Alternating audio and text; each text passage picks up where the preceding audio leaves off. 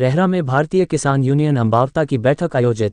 Bank शाखाओं में किसानों के साथ दुर्व्यवहार तथा भ्रष्टाचार का मुद्दा गरमाया। अमरोहा के रेहरा में भारतीय किसान यूनियन अम्बावता की बैठक ब्लॉक परिसर में आयोजित की गई। बैठक में किसानों की बढ़ती समस्याओं को लेकर चिंता व्यक्त की गई। बैठक की अध्यक्षता श्याम सिंह ने की। बैठक में भाकियू अम्बावता के जिलाध्यक्ष सुरेंद्र सिंह लोहिया ने कहा कि प्रथमा यूपी ग्रामीण बैंकों में किसानों का शोषण किया जा रहा है। बैंक शाखाओं में किसानों के साथ दुर्व्यवहार तथा भ्रष्टाचार किया जा रहा है। बिजली की समस्या भी किसानों के साथ चरम सीमा पर है, जो कि शासन के आदेश हैं कि 85 रुपये प्रति एचपी के हिसाब से बिल बनाए जाएं। बिजली की सप्लाई समयानुसार चाहिए। बताया कि जिन किसानों के कनेक्शन 2018 में हुए हैं, उनका सामान जल्द से जल्द दिलाया जाए। वही आवारा पशुओं को पशुशाला में पहुंचाने का कार्य किया जाना चाहिए। लंपी बीमारी से पीड़ित पशुओं का समय से इलाज कराया जाए।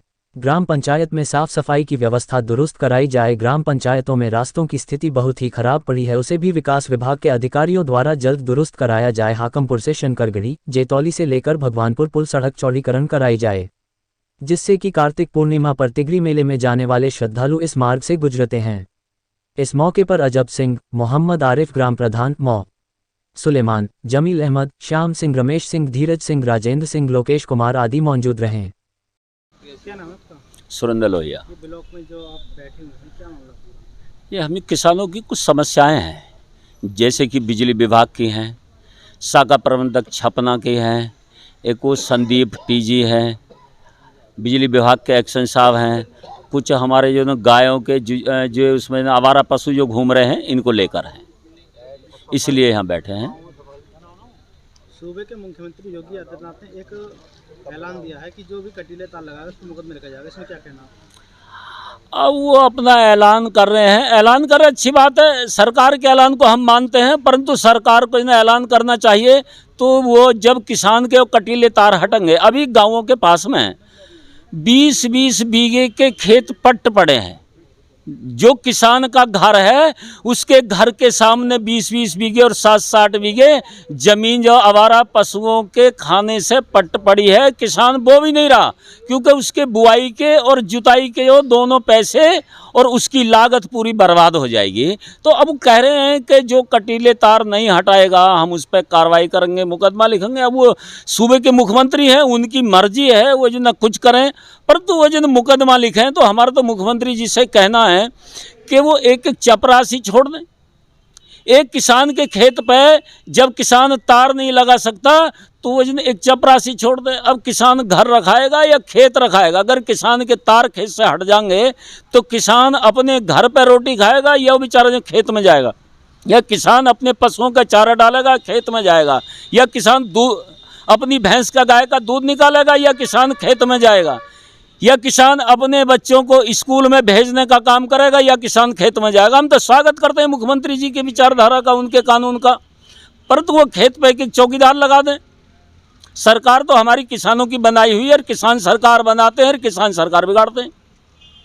अच्छा अध्यक्ष जी, ये जो ट्रैक्टर ट्रॉली का भी जो कानपुर हादसे के बाद में एक हुआ है कि 10,000 रुपये जुर्माना सरकार ने एक अपना प्रावधान शुरू किया है, तो क्या किसी हद तक ये सही है या ये होना चाहिए? नहीं, वो जो ट्रैक्टर ट्रॉली पे जो ट्रैक्टर चला रहे थे वो उनकी लापरवाही है। उन्हें कहीं नींद आ गई होगी या कहीं उन्होंने शराब पी रखी हो, इसलिए वो ट्रैक्टर ना पलट गया और 26-27 लोगों की उसमें जो मौत हो गई है, तो वो उनकी कहीं लापरवाही है। अब यहाँ किसान, हमारे यहाँ इस क्षेत्र में 36 बिरादरी रहती है और किसान का काम ट्रैक्टर है, और किसान दावत खाने जाएगा तो अपने ट्रैक्टर से जाएगा, उन पर ये जीप तो है नहीं, 10 जने उनके ट्रैक्टर में बैठ के जाएंगे। तो अगर वो कहते हैं कि किसान ट्रैक्टर में सवारी नहीं बैठाएगा तो वो अपनी, उनकी विचारधारा है, अपनी कानून में किसान ट्रैक्टर में नहीं जाएगा तो और किसान कैसे जाएगा? अब जो पैदल चलने का तो जमाना है नहीं, तो इसलिए हम ट्रैक्टर चालक से भी, जिनके ट्रैक्टर हैं जो चलाते हैं, उनसे भी कहते हैं कि आपकी लापरवाही नहीं होनी चाहिए, अपनी सवारी को सुरक्षित चलाओ, और जो अपनी सवारी ट्रैक्टर में बैठी है उनको सुरक्षित उनके गंतव्य तक, उनके घर तक पहुंचाओ।